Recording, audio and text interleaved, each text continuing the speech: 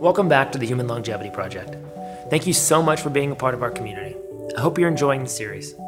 We've covered a lot of ground thus far, from a deep dive into mitochondrial function in the microbiome, to diet, exercise, toxins, sleep, and raising healthy kids. We're leaving no stone unturned when it comes to optimizing our health. And if you've missed the amazing information we've shown in previous episodes, we've got you covered. We've made it all available for you to own. And while you may want to watch it a few times to make sure you got everything you need to reach optimal health, we've also distilled the most important points down into our action plan that you'll get when you own the series. Episode 7 is one of my favorites. Our experts discuss the massive issue of stress in our modern world and the importance of meditation, mindfulness, and purpose. We'll also be talking about what seems to be a common theme around some of the longer living regions of the world, which is the need for community. So get comfortable, relax, take some deep breaths, and enjoy episode 7.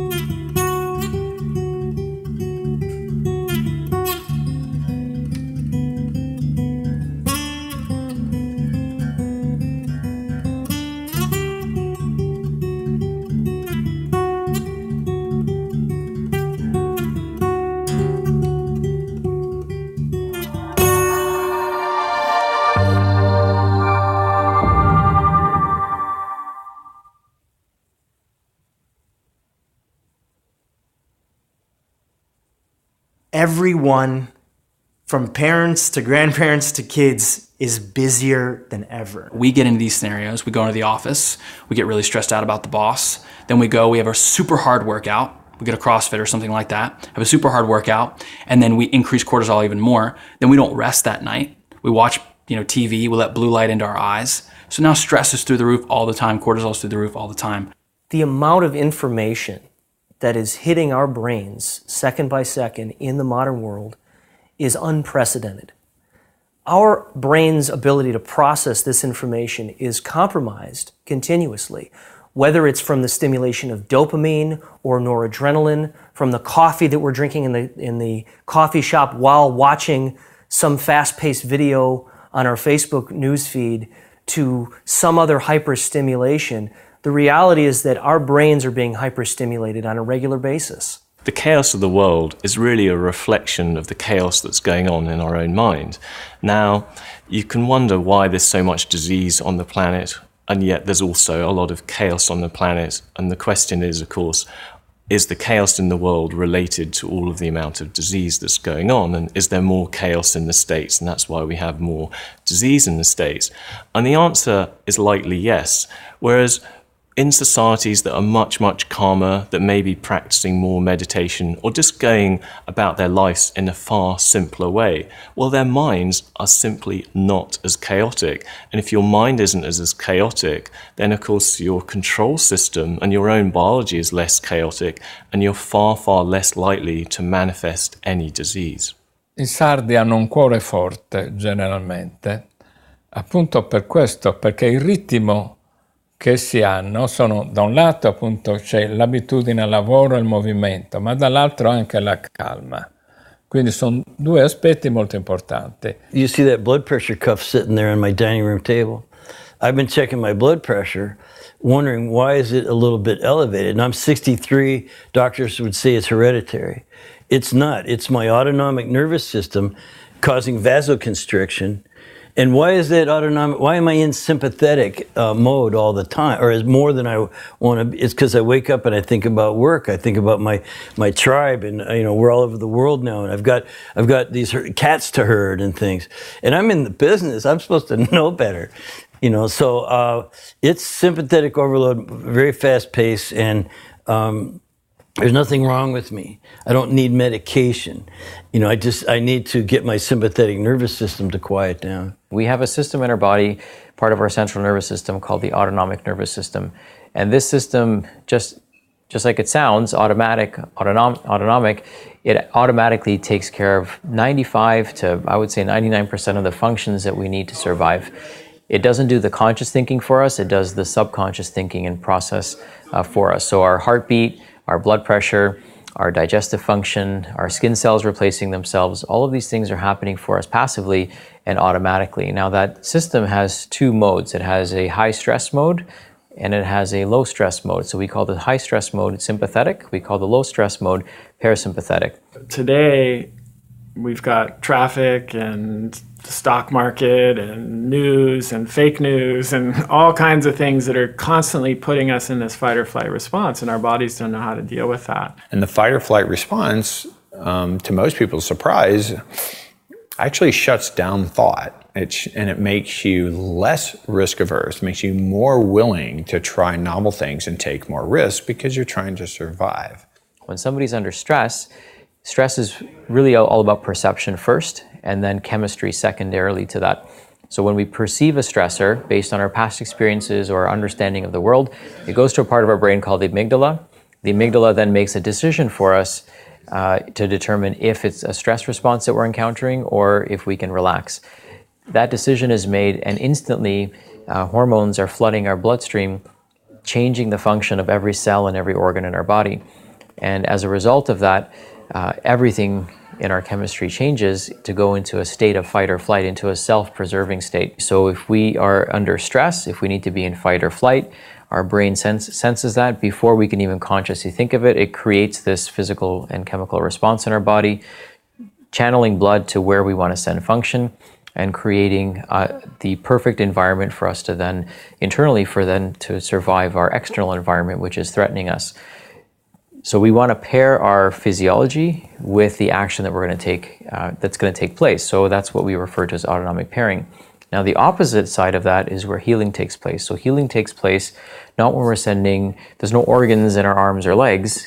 When blood is going to our internal organs, that's when healing takes place. That's when our physiology starts to go into a state of repair and healing. I think that we've always had stress periodically, generationally, but I feel it now more than I ever have, just working with people and just seeing it's kind of like the subtle underlying stress that they don't even realize is stress. They've just become so acclimated to it. And I think that wears down on us, and also it wears on our reserves, it wears on who we are as people.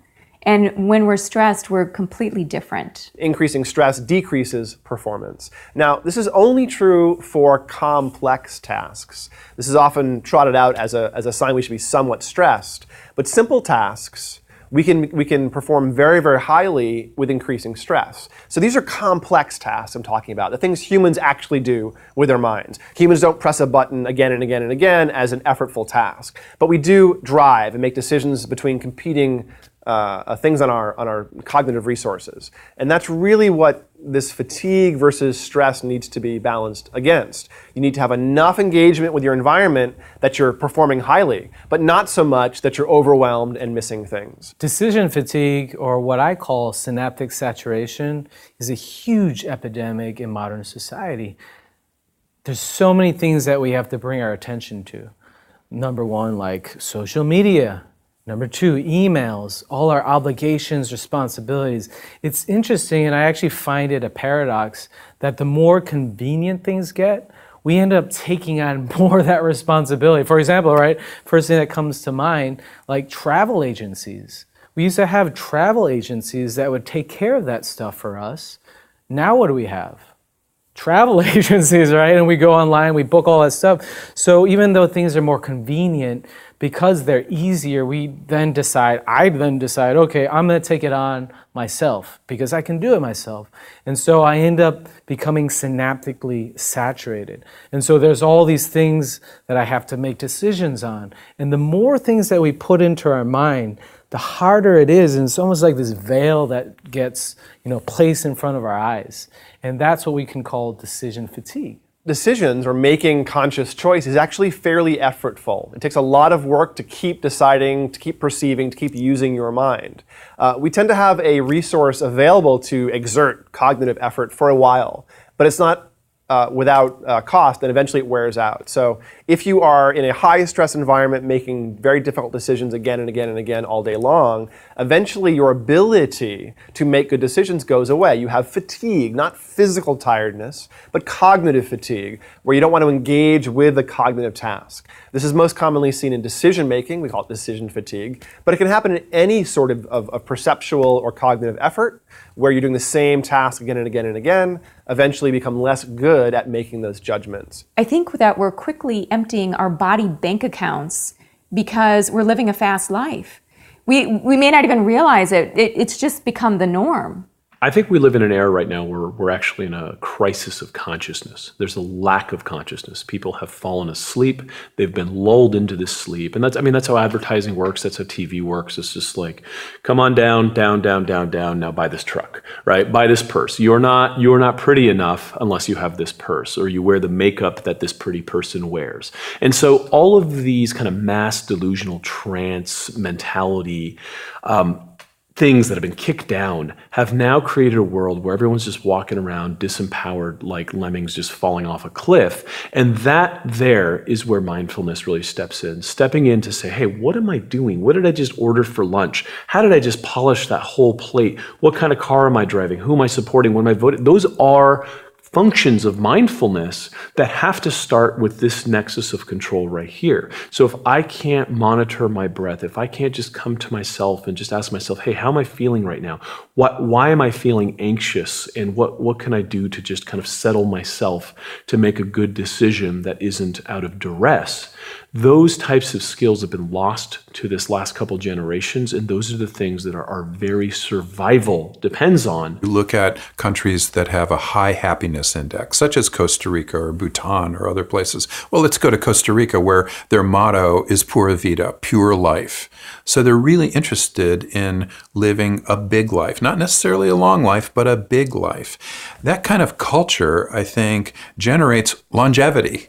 Oddly enough, when you're focused more on day-to-day joy and interactions with family, interactions with community, food, a lot of the things that we often take for granted, if we start looking at the things that make us happy, they are pretty simple things. Pues importante porque no está pensando en cosas nada, uno está muy bien, se siente bien, ¿verdad? Y si tiene algún problemita, pues está pensando mal uno, entonces no está tranquilo. Saco eso a dos situaciones. Uno, la tranquilidad que hay en estos pueblos. La gente no está tan estresada, no tiene tanto problema de actividad forzada. Ναι, περνάω την ώρα με τους κήπους, με τα ζωάκια μου. Έχω ζωάκια, κάτι κουνελάκια, ένα γουρουνάκι, δύο προβατάκια και την περνάω. Οι Κάροι είναι φιλήσυχοι, δεν έχουν θυμό, δεν έχουν στρες, δεν είναι νευρωτικοί τύποι, όλα τα λύνουν ειρηνικά και υπάρχει ένα αίσθημα αλληλοβοηθείας εδώ, ώστε η διαβίωση να είναι ειρηνική, ομαλή και ευλογημένη. What you see in often communities and villages that have a deep sense of community is they know how to slow down. Before, we would slow down and the village would all participate to build rituals. Now we have to actually individually choose the rituals that we want in our life. Here in Los Angeles, I have many friends of mine who aren't even Jewish who practice doing a Friday night Shabbat dinner as a way to get everybody to slow down. They check in their cell phones and they say, this is a regular thing. And we're going to get together and we're going to laugh. And it's not going to be a 1 hour dinner or an hour and a half dinner. It's going to be a 3 hour or a 4 hour dinner and we're just going to spend time together. 今は全く普通のことではなくなってしまったけど、でも何かがあるときにはやっぱりみんな集まっている。例えば出産という喜び、また人が亡くなるという悲しみとか、そういう時にはみんなで集まって、そこでお食事をとったり、でお話をしたりしている。まあこういうふうなのはやはり、以前よりは少なくなったけど、まだ残っている方だと思っている。だから名護はあっちは当たり前みたいに家族だけではなくって、この隣近所の人たちもやはり一つのコミュニティがね、の人たち、全く他人であるけれども、大きな鍋があったでしょ。それあっちで全部作って、みんなでまた囲んでやってるわけ。もう家族もそうだけど、あっちは特別、名護というところは、こういうな、やはり人と人とのつながりがまだあるし、だから、そこがやはり、私は沖縄の本来の持っている姿であるし、沖縄のやはり味がそこにあるんじゃないかなと思っている。I think in the Sardinia environment, what was very interesting for me was the fact that there were less institutional values and individual values and more collective values. And in this way, I thought, okay, this is matching perfectly with food.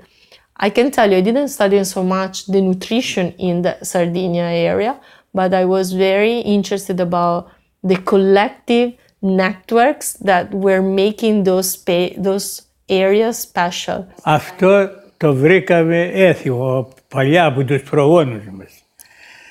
Τότε ήταν και ωραία πανηγύρια, γιατί δεν ήταν αυτή η πολυκοσμία. Το κάναμε και για λόγους οικονομίας. Αυτά τα χρήματα που μαζεύαμε τα διαθέταμε για το χωριό. Και όλα τα πανηγύρια που γίνονται για ακόμα για αυτόν τον σκοπό. Βέβαια. Και γλεντάμε κιόλα. Βλέπουμε ανθρώπους από άλλα χωριά, γίνεται μία αυτή. Πηγαίνω, γιατί σας είπα πιο μπροστά που είχα παρέα, που είχα στην ηλικία μου ανθρώπους. Τώρα οι περισσότεροι είναι νέοι. Έχω λίγους να συναντήσω, και πάω πάλι. Panayidis brought a sense of authenticity that I've probably never seen when it comes to community. It was amazing to see everybody come together from the ages of 5 to 95 and share a space and share community and share food. Everybody would participate in making food during the day, and then at night everybody would sit down with their meal and their wine and their ouzo and just enjoy each other's company. The band would play all night long, and they would rarely take a break. The dancing circle that would form would contain dozens or hundreds of people arm in arm. When one person would leave, another person would join, and the circle just wouldn't die. These people were partying all night long until the wee hours of the next day. It was amazing to see the collective community come together and just have a good time, spend time together. Everybody just seemed to look forward to this time of celebration, of laughter, of joy, and it really was a gift to experience such an authentic form of community. I mean, here's the thing. We are social beings. We need each other. And when we have community, when we have friends, when we have people that hold space for us, we tend to perform better. We tend to enjoy life more. Community is the hidden secret that we don't often talk about enough. There are books on dating and how to optimize your dating and romantic life and marriage. There's so many books on finances, and we know to pay attention to that. There's so many books on health, but we rarely ever talk about the importance of friendship, this secret ingredient, friendship and community and tribe. And that's actually the magic sauce that allows our goals to happen, for us to stay accountable to what we want to do health-wise, and for us to actually truly be content and happy on a day-to-day basis. Όλο το χωριό, δρόμους, νερά, πλατείες εκεί, όλα αυτά επί ημερών μας έγιναν. Βοηθούσε όλο το χωριό. Μάλιστα, τότε που ήμασταν κοινότητα, επειδή δεν είχαμε έσοδα απ' έξω, βάλαμε και στους χωριανούς ημερομίσθια κάθε χρόνο για να φτιάχνουμε εκεί τα λίγα αυτά. Καθαριότητα, όλα αυτά. Και είχαμε 5 μεροκάματα κάθε χρόνο, ο κάθε πολίτης, να φτιάχνουμε αυτά της κοινότητας τα έργα. Sigue porque el patrón cultural se hereda y se mantiene esa misma convivencia familiar. Hablo a nivel de familia, que repercute también a nivel de la comunidad, porque la comunidad también tiene que verse como una familia. Pues yo diría que no, porque siempre los viejos tienen la última palabra. La juventud, por mucho que quieran apartarse de los viejos, al final preguntan, ¿cómo se hace esto? Abuelito, ¿cómo cree usted que puede hacer esto? Entonces ahí entra la participación de uno. Y uno también le da sus lineamientos porque los aconseja. If we had more elders, then we would be a culture with more wisdom of life experience. It deeply, deeply saddens me the way we view aging in our culture, and especially with, the way we think of being senile or cute, or frail, that instead of being these powerful, wise healers and teachers that can pass on great wisdom to us, we just kind of push them aside. Our culture in America today, we kind of interact with people our own age or who are just like us. And the ability to tolerate diversity and different needs and experiences, or for a young person to see what suffering and old age and dying is, we lose that in our culture. So that depth and breadth of the arc of life, and to have an elder person also not feel useless in the way we kind of warehouse our elders because there's nothing for them to do. But in fact, in human history, sitting in circle and storytelling has been part of how wisdom and information and tradition is passed on. One of the fascinating things that we learned at the Elderly Care Center was that many of the people that were there actually don't live there. They live off-site, and even in their 90s and their 100s, they're still living independently. But because they don't have an opportunity for a community where they're living, they would come to the senior center to maybe get some care, to get a bath, to get washed down, but also to enjoy the company of the people that do live there. They would hang out, they would talk to each other, they would engage with the caretakers there.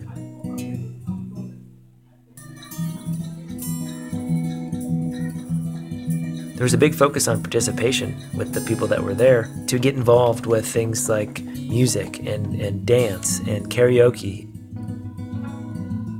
and even some movement exercises. So even though there wasn't strenuous exercise, getting them to move in certain ways which would engage their body, engage their brain, you could sense that there was this feeling of belonging for the people that were there. They had a purpose when they showed up and they engaged one another. So it became this place of gathering, this place of community. I think there's a reason why other cultures of the past, respected their elders, because they got so much from their elders. I mean, they had their selfish agenda. Of course, I can receive so much life wisdom from the elders. So their mistakes, their learning periods, we get to exponentially accelerate that, where we don't have to make as many mistakes. We don't have to take as long to learn certain skills, certain ways of being, because guess what? A lot of it's pre-digested by our elders. If we have the humbleness to receive, to ask, tell me your life stories. What's worked well for you? What have been your challenges? I think that respects them, and it really respects ourselves. Otherwise, I think we cut ourselves off from the, call it, pre-digested life experience, which means now we have to go about reinventing the wheel rather than taking the life that they've lived and allowing ourselves to essentially grow above and beyond that because we're receiving their lessons their wisdom. And to me, the elders that I want to learn from aren't the ones that have the head full of knowledge, the degrees, I've read more books, or any of that. To me, it's the life experience. That's what counts. And it's not the person sitting on the gold throne who's got it all put together. I want to learn from the elders who have scars. Like, how'd you get that scar? Let me know. I think they have so much to teach us. The question is, do we have the humbleness to become the student of what our elders have to teach us? Once you've ever had the opportunity, and I have, to see someone die, to see someone leave their body, you get how precious this beautiful thing called life is. You know, I think we really forget that this is a gift, that the present is a present, and that as long as we have breath in our body, we are absolutely in the dance and blessed beyond measure. There was a nurse in Australia who was a palliative care nurse who decided that she wanted a more meaningful line of work that she wanted to participate in. So she said, well, why don't I go spend time in hospice care and sit with the people who are dying and be by their bedside? These are often people who they themselves maybe didn't have a lot of family that was coming to visit them in the first place. So day by day, year by year, this nurse would sit next to these individuals and listen to them. And when the moment of departure starts to get closer and closer, people become very vulnerable, and the top regrets they've had in their life start to show up. And one of the top regrets that came up again and again and again is people saying, I wish I had stayed in better touch with my friends. They prioritize their partner at the expense of their friendships. They prioritize work. They got too busy, which we all get, and they let golden friendships go. This nurse was so moved by this regret and some of the other top regrets that people had that she wrote a best-selling book called The 5 Regrets of the Dying. And one of the top 5 regrets is people wishing that they stayed in better touch with their friends and those friendships that truly had their back that they let go of over the years. No, claro que es importante estar unido con la familia, claro que sí. Esto es bueno porque uno al tener enemigos no anda tranquilo y al no tener nada anda bien uno. Tener buenos amigos uno y usted camina en cualquier parte y anda muy tranquilo porque no tiene nadie de enemigo. Ούτε πέρσι πέρασε ένας φίλος του το πρωί να πιούν καφέ. Περνάει ο δεύτερος και βλέπει το αμάξι του αλουνού.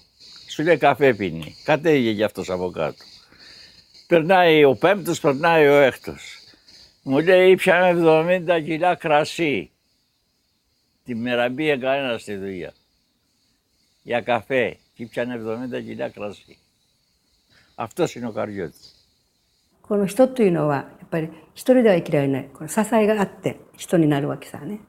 で、だからみんなやはり自分の殻に閉じこもるんじゃなくて、みんな心を開いてやはり共につなぎ合って、共生していくような社会が昔はあった。There was a study recently where they found that loneliness caused more death than smoking or obesity. Loneliness.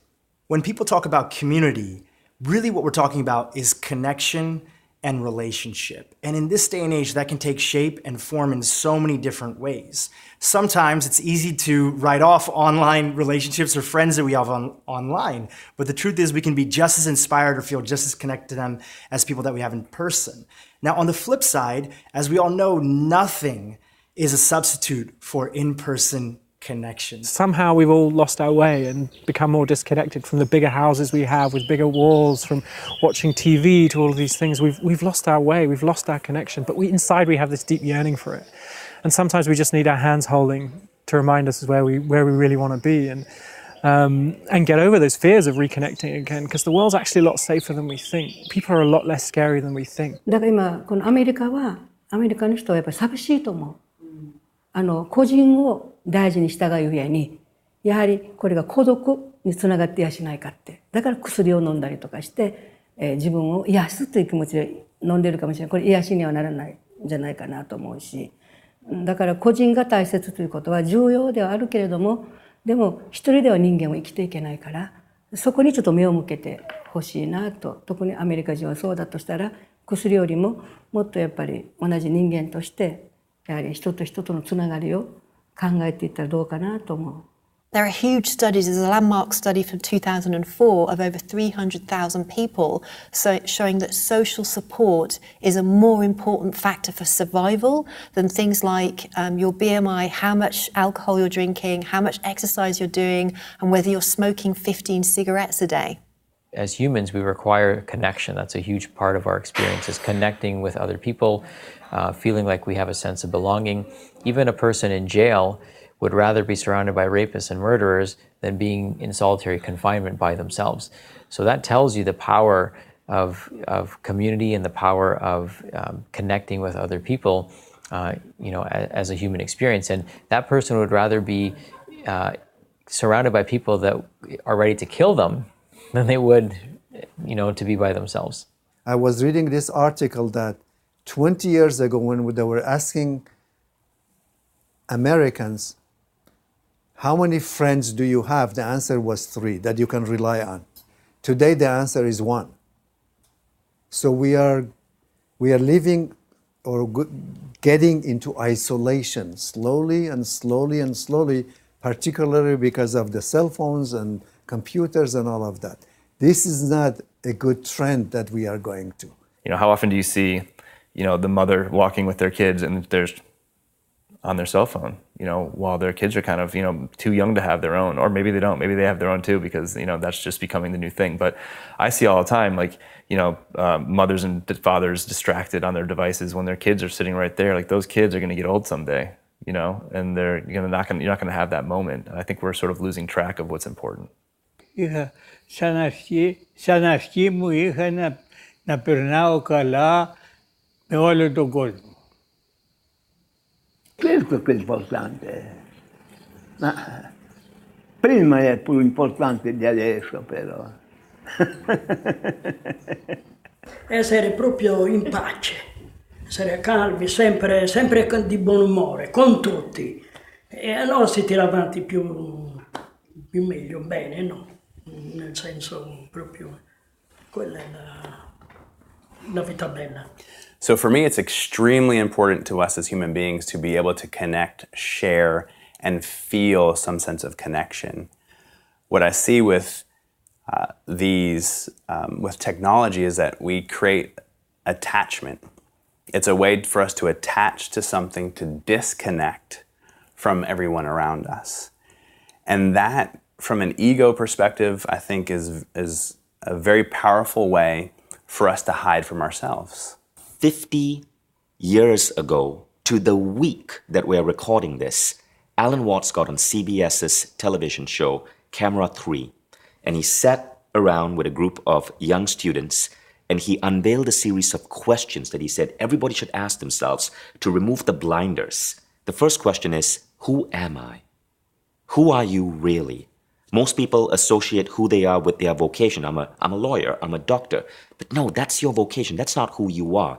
Who are you really? Who is your soul craving to be? Not that chosen profession that you may have accidentally jumped into because at the age of 19 in college, you had to pick a major.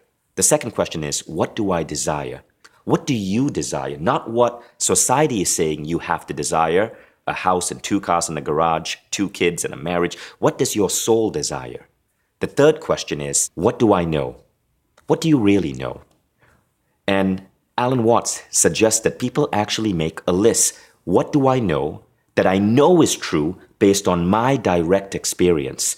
And what do I know that I know is true because I was told it was true? Make that list. You'll be surprised at how long the list of it's true because I was told it's true can be.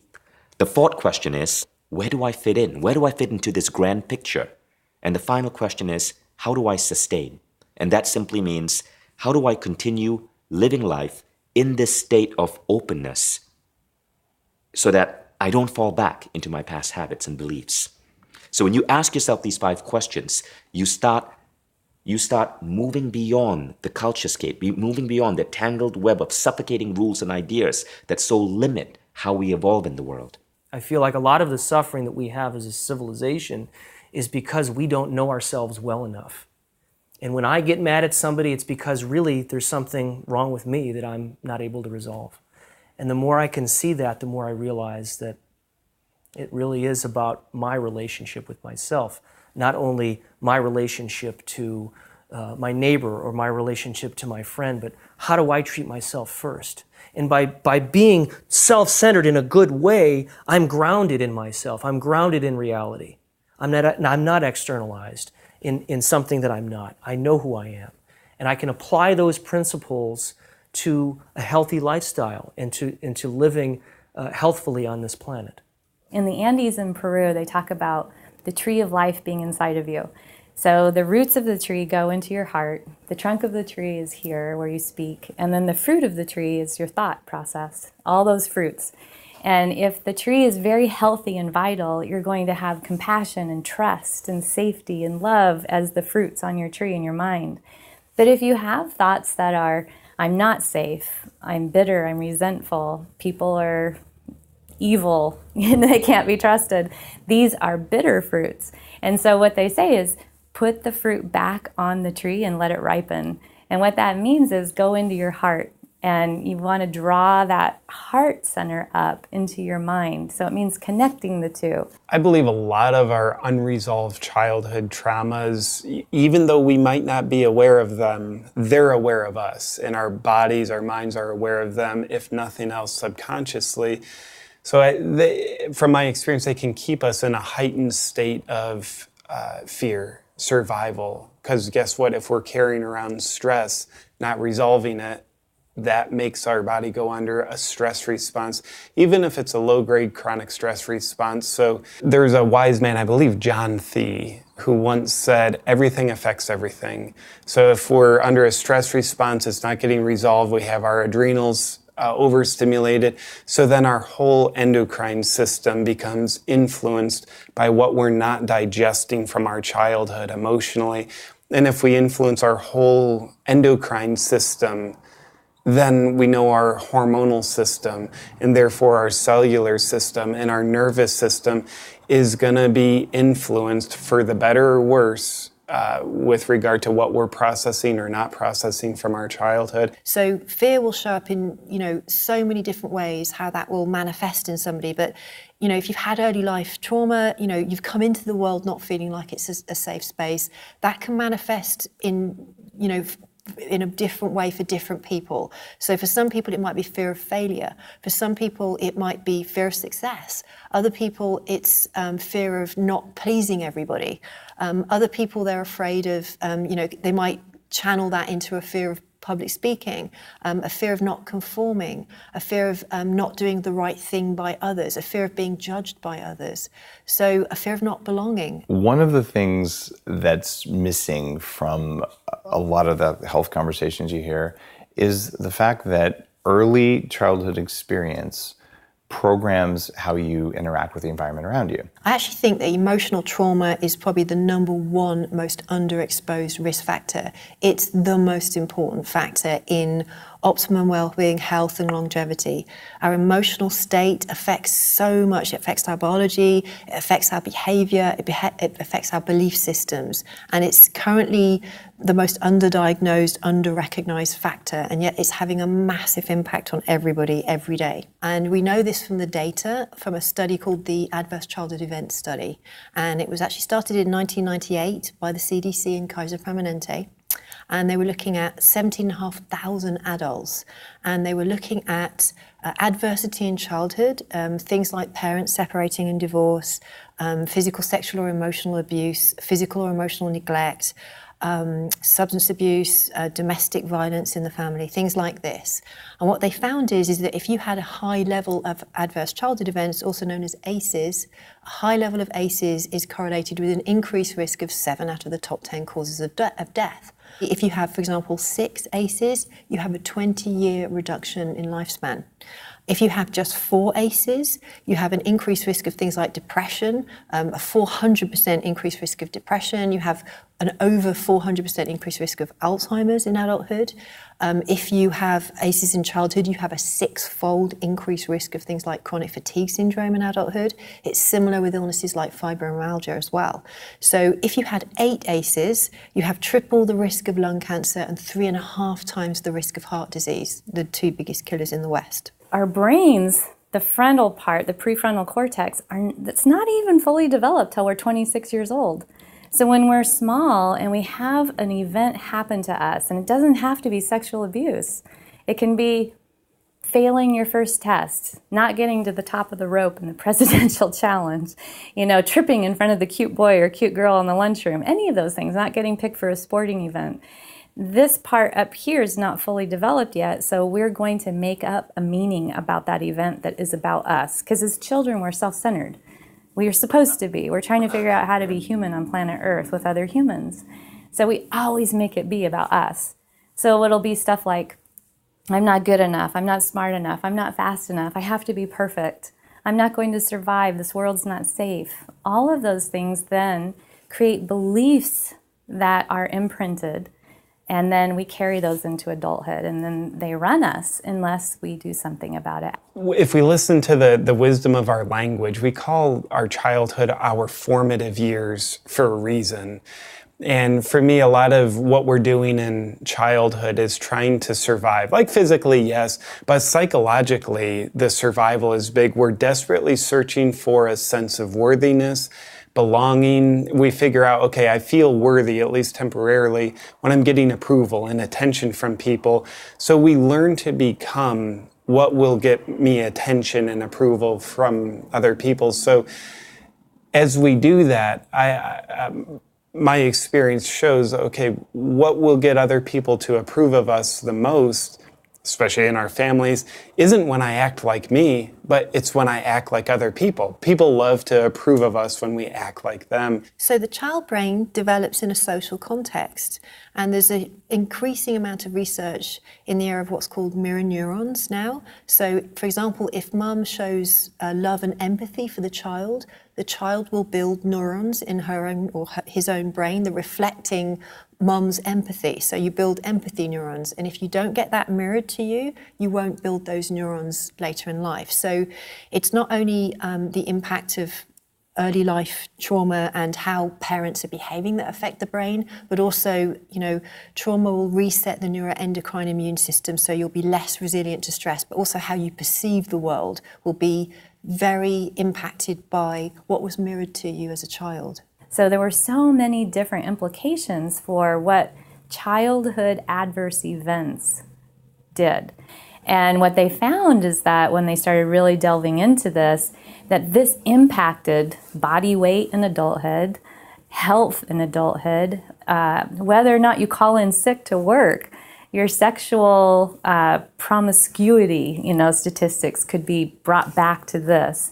Addiction, being able to take care of yourself, so the willingness to have self-care. I really only ever dismissed childhood trauma as being something that sometimes, psychologically weak people focused on too much. And I've now come to the conclusion that it's actually perhaps at the core of all of the patterns that keep us stuck, and sometimes all of the patterns that actually define us in adaptive ways, right? I consider myself an activist, and I have many, many activist friends. And guess what?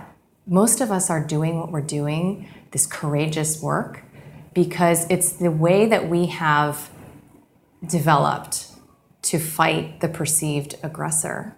And great, maybe it helps others, but this is the depth to which the cellular memory of these childhood experiences can reverberate throughout life. a child who goes through a traumatic experience, their entire nervous system is shifted, their hormonal components have shifted, you've shocked the microbiome likely in that. There's these long-term outcomes.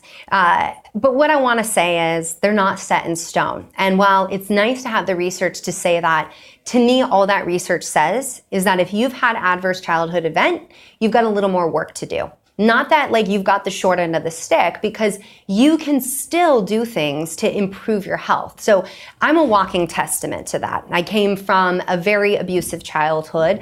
I had a 16-year-old mom, a 17-year-old dad doing the best that they could, that came from this whole lineage of like, this is just the way you treat children. This is just the way that you behave. And so I've certainly had my own journey to overcome and all of that. And on a personal level, there is no way that doesn't have an energetic imprint on you. It was my grandma's behavior that imprinted on my mother, that imprinted on me. But when the ball was in my court, I got to say, does the lineage stop here or does it continue with my child? And I chose to stop it there. So the second that you actually have something that reminds you of a past hurt, your body is the one that feels it first, whether it's anxiety or sadness or anger or frustration or fear. And then it sends a message to the mind, which we always thought was the opposite. And it sends us off to the races. We're in fight or flight. And that steals our hormones so that we actually do have hormone imbalances at the end of the day, but that's not the root problem. So essentially, this neuroendocrine immune reset changes the response to stress throughout the rest of the child's lifespan. So they're literally, starting from a young age, they're kind of marinating in cytokines and inflammation from a young age. And they're more responsive to stresses in adulthood and less resilient to adult stress. But the research also found it's not just the stress mechanism, it was the entire human genome was impacted. So we know that third generation survivors of the Holocaust victims have the same physiological and psychological expression as their grandparents. And we see studies coming through now showing that it's being passed down epigenetically, obviously.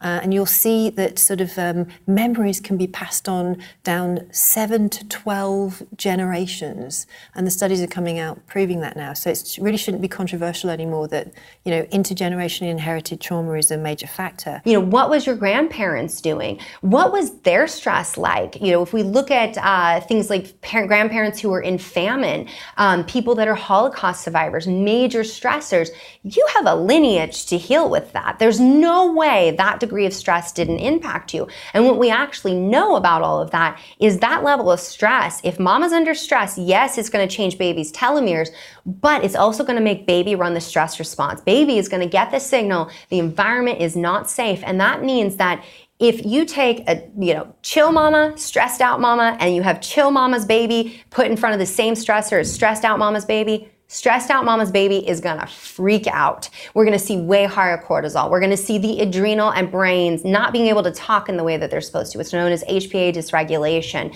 We're gonna see rapid cellular aging. They can't get their inflammatory cytokines down. Whereas over here, they can go into that stress response and then they're more apt to come out of it. Now, does that mean just because your mom was stressed out that you're set for life and nothing you can do about it? No, that's the beauty of neuroplasticity, of epigenetics, is that you have so much power. I think that because we have not experienced a lot of the world when we're young and something happens to us, it can feel like our world is coming to an end. And the emotions that we can experience when we're a child can be so powerful. They can be the most powerful experiences that we have, I think, in our lives sometimes. And so that emotional baggage that's developed during those years will manifest oftentimes later, 20, 30, 40, 50 years down the road as some kind of symptom, mental, emotional, physical, pain or something else. You can imagine everyone that you know as dragging through their life suitcases full of rocks. That's their emotional baggage. Some of it isn't even their own. Some of it's from their ancestors. Some of it happened when they were kids. Some of it happened maybe in the womb. They're dragging that through their life, trying to make their life work. So you can actually do different rituals that will break these intergenerational hurts and patterns. Remember, it's all about pattern. And so it's not just in your own life, it can be in your entire family lineage. It's there. I see it all the time. The body's a living library. Stores everything. And when we have these traumas that show up, and lots of All of us have them, probably hundreds of them. If they happen between those particular ages, it creates our maps. It's how we view the world. And so if something does not intervene in that, if one can't truly see that that's what's showing up in their space, then they'll continue that way all the way to their graves, believing that that's just how the world is. And so it's very important that we bring a conscious awareness around who we believe we are, at the personality level. Like, is this who I am or is this who I became? There's always something on an emotional level that's playing a role. It can be quite hard to tease out, but there are so many emotional things going on that drive the choices people make, and then there's compensations built up, one on top of the other, and you have to start to really peel those off one by one, and it can be very tricky. I literally see our bodies as a biofeedback system for our consciousness. So my experience of my own personal ego is that, one, I can lie, and two, I can also omit. The body always tells me the truth. I look at the body as a mirror to the unseen intangibilities of the human being. So our mind, our emotions, and maybe the other mysterious aspects of us, I think that's all symbolically represented through this physical mirror we have called the body. So when we have issues going on in our body, I think that might be the wisdom of life showing us what we don't know how to see that's going on in our emotions, our mind, maybe even our spirit. I do believe that psychosomatic issues are a blessing. They feel like a curse because they're uncomfortable, our health might be deteriorating, but for me, those are inconvenient messengers bringing a sacred message about self, showing us something that we otherwise don't know how to see. So I think psychosomatic issues are engineered to help us raise our awareness of self, if we pay attention to them. Otherwise, we treat them like the enemy and try to get the messenger to go away, which means the messenger has to knock louder next time. So psychosomatic is real and not a bad thing. And so anytime you hear about psychosomatic, what you're hearing is that, yes, the whole being has a pattern that has been created between the mind and the body. And if you want to change it, you can. But it will manifest as pain. It will manifest as inflammation. It'll manifest as a chronic illness. Those are all the same thing. It's just a manifestation of a pattern.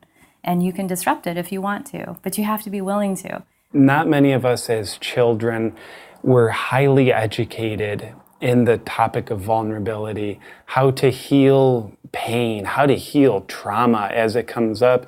So if we don't know how to deal with that as a child, I've never really met one that does, we tuck it away. We become emotionally constipated because we don't know how to digest the pain, the trauma in the moment that we're a child. And oftentimes in our family, be it an emotional trauma, sometimes a physical trauma, it's the family member that's inflicting it on us. And ironically, as a child, we need the support of our family in order to have the safe space to make it safe to process what the unsafe feeling trauma. But of course, if it was mom who shamed me, well, then I can't go to mom to process the shame that mom inflicted on me. So we tuck it away. And to me, the blessing of all that is we can only be as strong as our wounding is deep. So I think the childhood wounds that we are discovering as adults, they once upon a time were maybe a curse, but I believe they're also a blessing for growth if we can bring new awareness and new vulnerability to them. There's a difference between being a victim and holding victim consciousness. And I find that a lot of people hold victim consciousness and they don't understand that this causes stress on the body, and the context determines the content. So we talk about memories. Memories can be explicit, that means that we have conscious memory of them, or implicit, which means they become part of the unconscious. but they're still there. And in psychology, certain treatments that we might follow to help resolve emotional trauma will bring up implicit memories. That's unconscious memories that are stored still in the brain. It's actually stored sometimes in the muscles. It's stored in the energy field, but they're not conscious to us. But they're still stored and having an impact on the biology. So the subconscious mind for me is where everything in terms of our traumas and our experiences are held in the background. And it's very purposeful. Part of the job of the ego from the subconscious perspective is kind of to hold all of that inside of you like a balloon, like a balloon that's been filled up. And doing mental and emotional work or exploration or looking at your behaviors is like taking that balloon and just letting out a little bit of air. So you're letting out a little bit of air, you're having the experience, you're noticing it, and it's letting out one experience at a time. And that starts to release or relieve the amount of unconscious or subconscious tension that we hold in our musculoskeletal system, in our organ and glandular system, in our hormonal system. So all of that's held for me in the subconscious mind. Science is based only on what it can weigh and measure, and as our technology evolves, what do we find out? Well, people that thought acupuncture was bull now know that it's real. People that thought energy fields weren't real now know scientifically that they are very, very real, and the list is very, very long. So what we have to be careful of is denying what we can't weigh and measure, because 10 years from now we'll find out that we were very wrong, but we're making decisions as though our objective observations are fact, when they're the only factual to the degree that we can measure. I was really obsessed with helping my patients to get well and to understand what the real underlying causes of their problems were. And what I found was, no matter how old or young a person was, no matter what symptoms they were suffering from, whether it was depression or anxiety or phobias or panic attacks or PTSD or eating disorders, or whether it was infertility or asthma or digestive disorders, or whether it was migraines or neck pain or back pain or some kind of physical pain, they all had something in common, and that was their emotional baggage.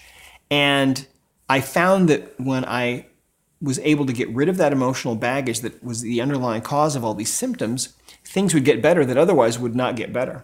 The most elusive, but perhaps the most powerful ingredient in meaningful life change and healing is readiness.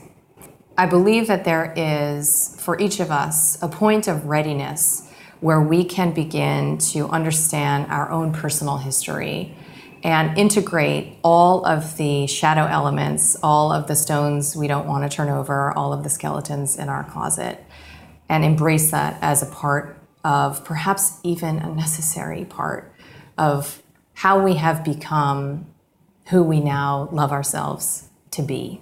When our parasympathetic tone is where it needs to be, then we sleep better, our reproductive organs work better, our brain works better, our heart works better, and cardiovascular system works better, our digestive system works better. These are the things that people are complaining about when they come in, and as well as our immune system also works better when we're in a parasympathetic state. So one of the things I have to remind people who come in and see us is that everything you want in terms of what you've written down on your form is on the parasympathetic side of the equation, but the way you live your life is on the sympathetic side of the equation, so you have this autonomic mismatch. And so your body's very well equipped to handle stress, but that can't be the constant state, right? You have to be able to get into that parasympathetic side, because that's when healing actually takes place. これがすごい健康のバランスをとっていて、でこの交感神経と副交感神経がすごいいいコントロールがされていて、バランスがある方たちがやはりここにはいっぱいいらっしゃる。だから90歳超えてる人とか100歳超えるということがね出てくるわけ。Teaching people how to get into a parasympathetic response is really helpful. I mean, meditation is one tool. Things like heart rate variability, learning how to track that with tools like heart math or inner balance is a good one, but there are many other options. Mindfulness-based stress reduction, which is a technique created by John Kabat-Zinn at the University of Massachusetts Center for Stress Reduction, is a good one. yoga, Tai Chi, Qigong, all of these things can be really helpful.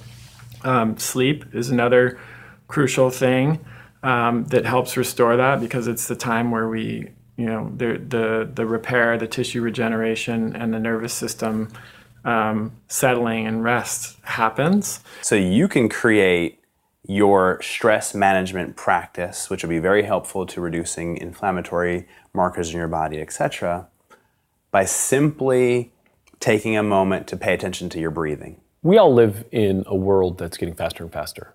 Time is starting to speed up, and unless you learn how to stop time, you are going to be in trouble.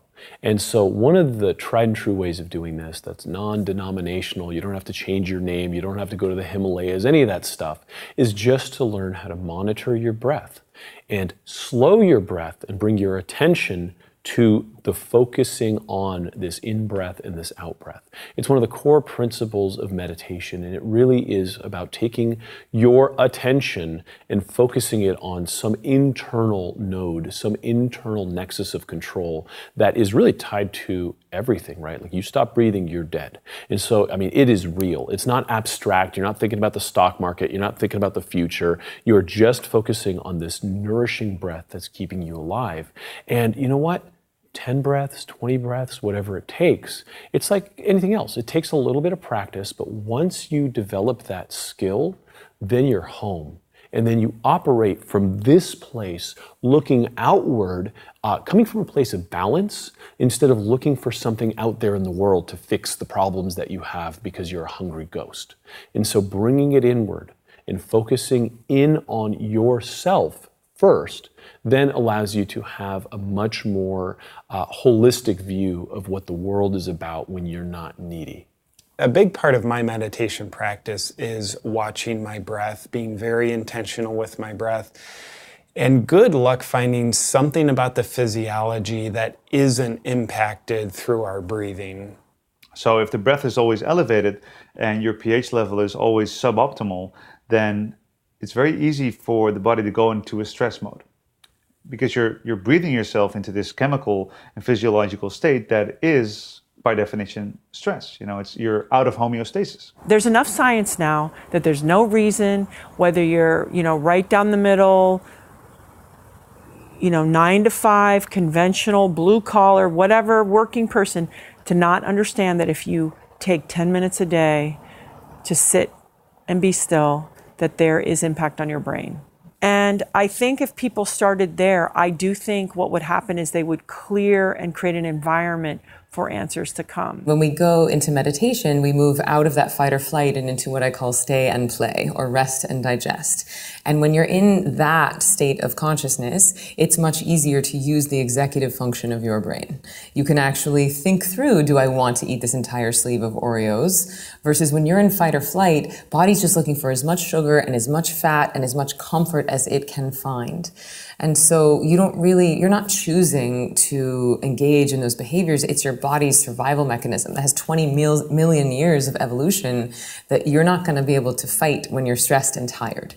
So when we meditate, not only are we giving our body deep rest so that we're more awake in our waking state, but we're getting out of that sympathetic and going into parasympathetic. And it's much easier to make quote unquote good decisions when you actually have the executive functioning power of your brain available to you. Meditation is actually one of the best things that we can do for our brain health, to slow the mental aging process of our brains.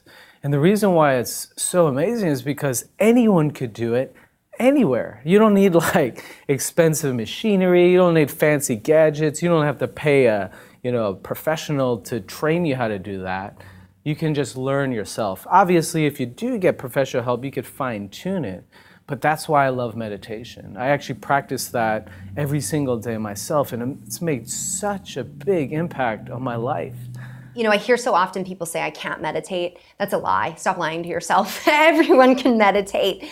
And it doesn't have to be something where it's super sacred, go to an ashram. It can be as simple as the moment your eyes pop open, you decide that you're going to listen to yourself first, that you're going to tune into yourself, and that you're going to connect to that higher resonance. Whether you want to call it God, the universe, whatever you want to call it, you can call it any name that you want. But if the more you're connected to that, the better health you're going to have, because you are now in complete harmony with yourself. You're resonating completely on that frequency.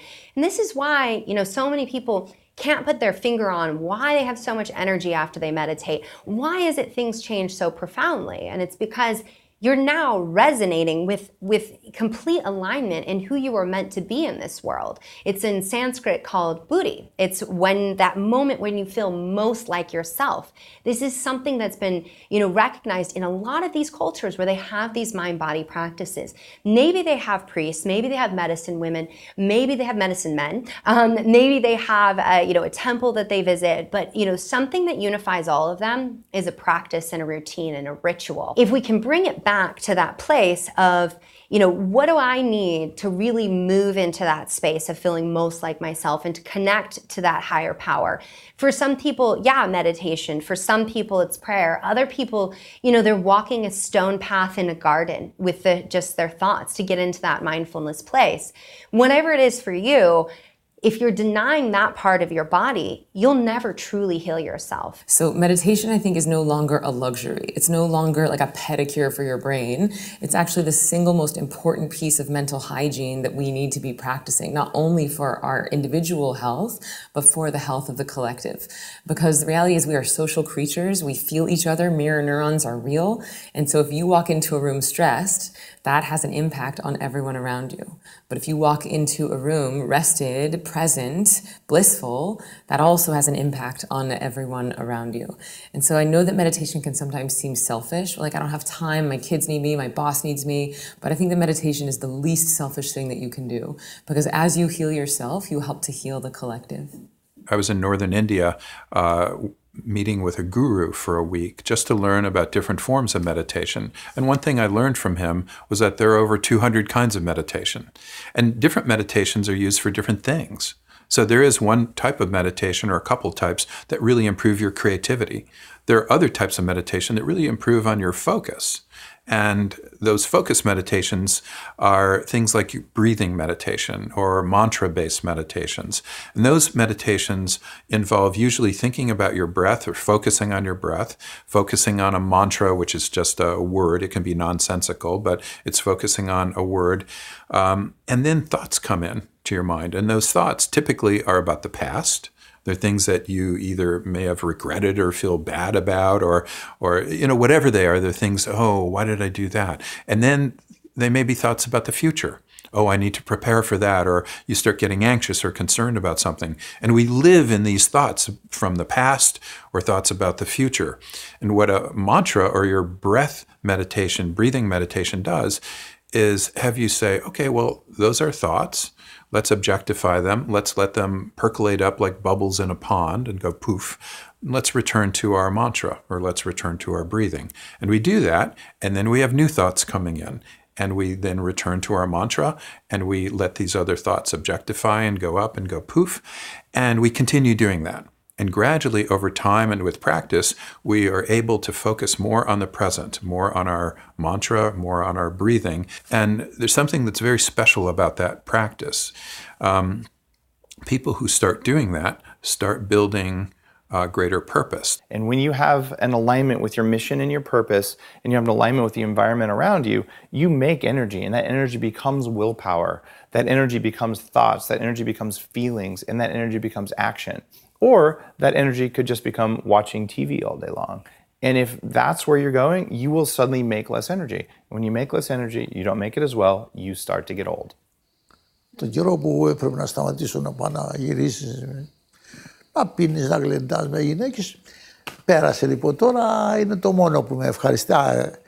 Δεν σταμάτησα ποτέ να εργάζομαι, να περπατώ, να οδηγώ αυτοκίνητο, να κάνω ταξίδια μεγάλα,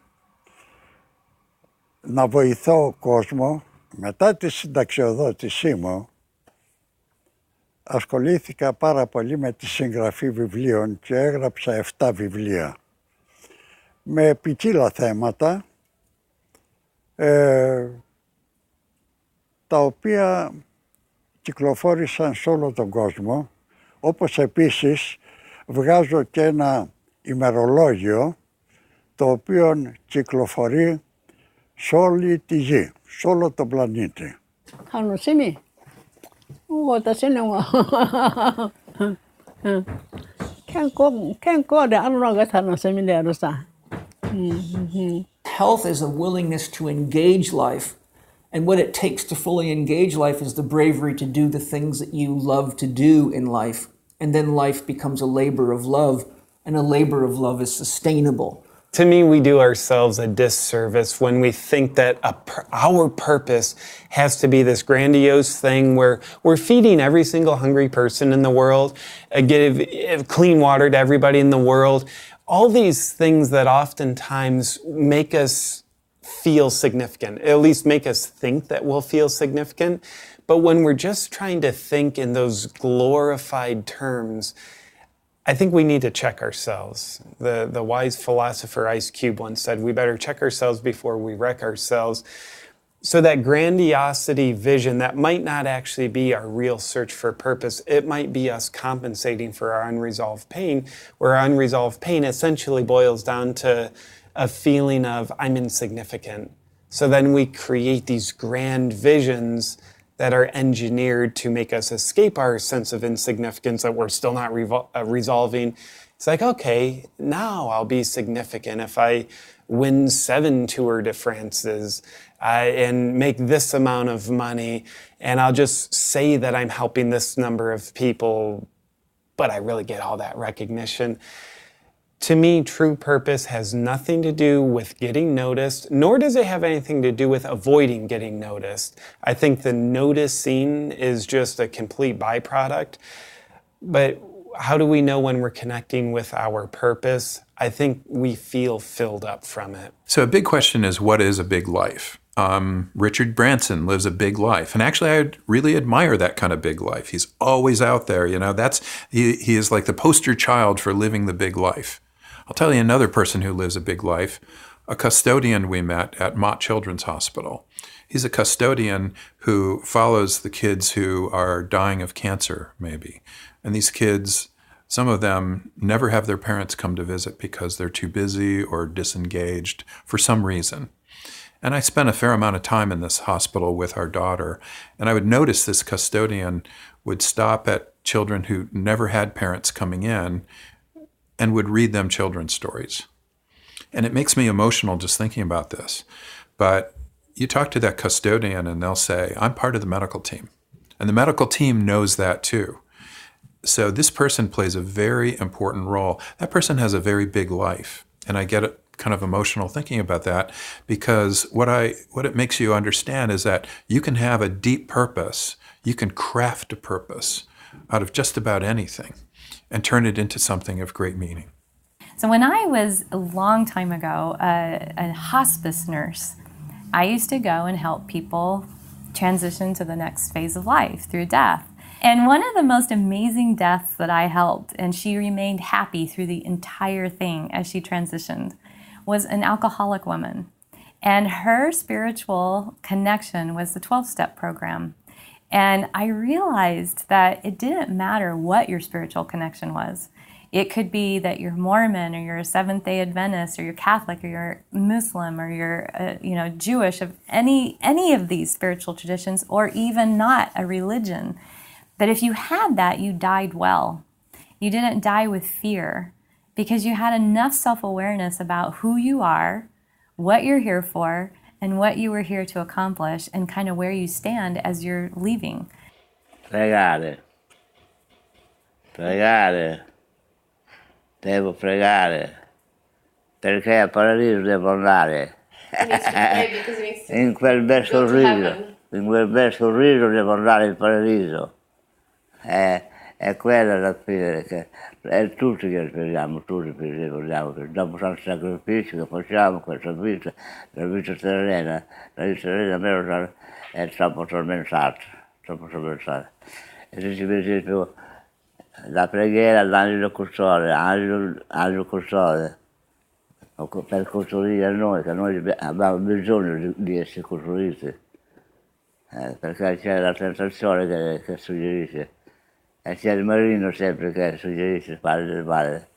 Invece l'angelo aiuta e guida a camminare nella strada giusta.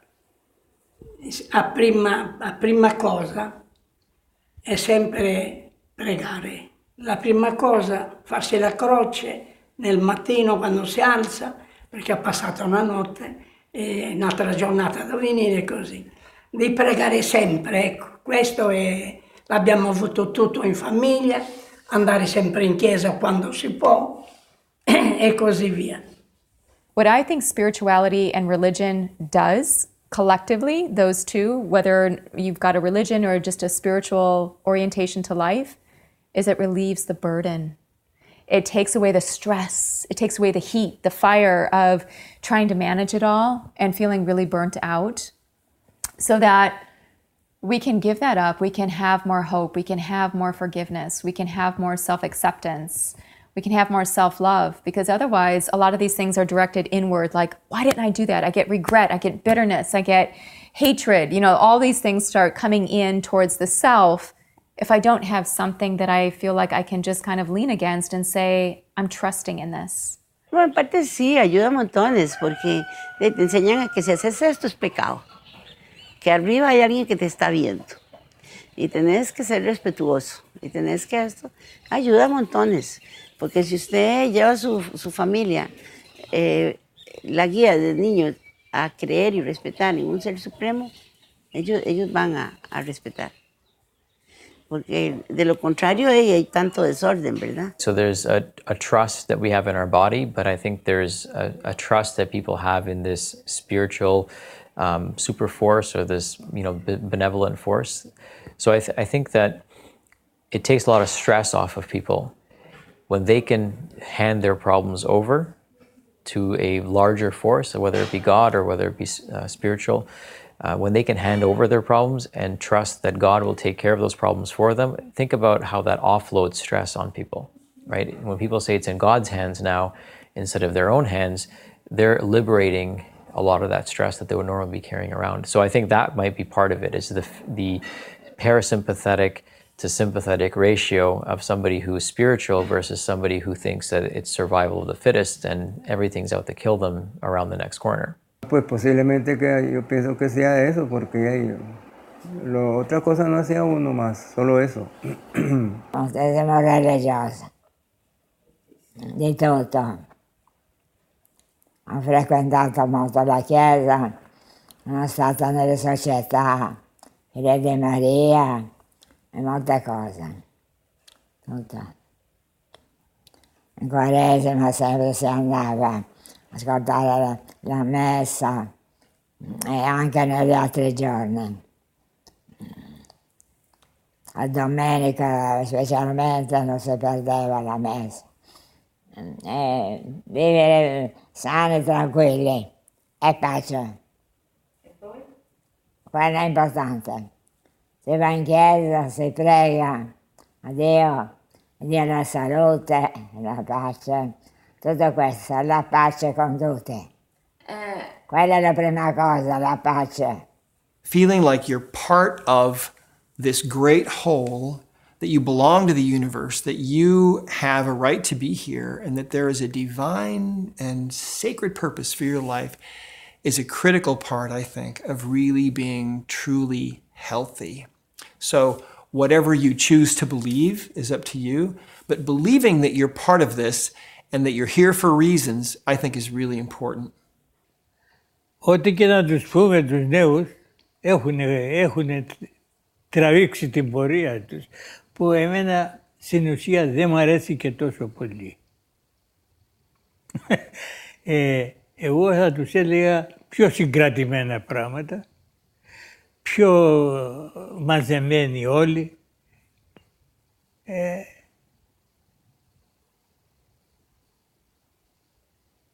Τι άλλο. Γιατί δεν ασχολούνται πολύ με τα προβλήματα που υπάρχουν στο χωριό και στην κοινωνία και σε αυτά. Δεν ασχολούνται καθόλου. Αυτά εγώ θα τους πρότεινα να συμμετέχουν σε όλες αυτές τις ενέργειες που γίνονται, να χαράζουν και αυτή τη δικιά τους πορεία, την πραγματική, τη όχι αυτό που επιθυμεί ο καθένας. Αυτό που χρειάζεται σαν νέος να κρατήσει την πορεία, όλη αυτή την κατάσταση που θα περάσει, που περνάει και θα περάσει.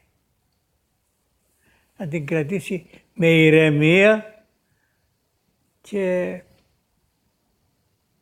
είναι αναπαυμένη ύστερα από αυτήν την περίπτωση. When we're not connected to something greater than ourselves, maybe we never get disconnected, but our awareness about it kind of bleeps out for a while. I think suffering ensues. Zen people would say all suffering is caused by a sense of separation. So when we don't have awareness of our connection to something greater than ourselves, we get stressed, we get unnerved, we feel all alone in this interesting miracle called life that ironically has more support for us than we can possibly recognize. So it might be a connection to Mother Nature. I think surfers are out there in a very spiritual practice that they don't call spiritual. They're connected to something much greater than themselves.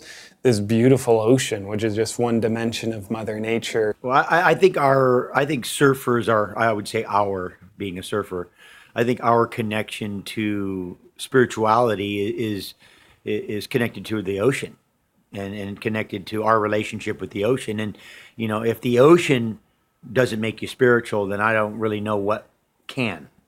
What will. You know, if you want to talk on a science level, I mean, when you talk about spirit, you talk about breath. And then you talk about the ocean, you talk about holding your breath.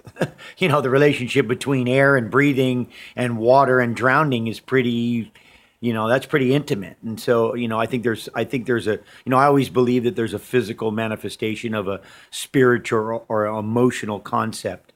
And so there's some physical things that happen, but surfers' connection to the ocean, I think, is what really makes us spiritual. The real question is, where do you want to spend your days? Who do you want to spend them with? Are you living the life you should be living, and are you making an impact, and what's your legacy? And then once you're on that passion and that desire to continue to serve drives you to want to still be here and want to serve and want to be a part of this goodness that you're spreading on the planet. And then absolutely use the technology, use the hacks, use all these things to keep the ship sailing in that direction. But without that bearing that is going to drive and dictate where this ship is going, that's like being a ghost ship, right? You're just wandering aimlessly in the sea for what? There's no downside to this. It's just better human connection and we live longer.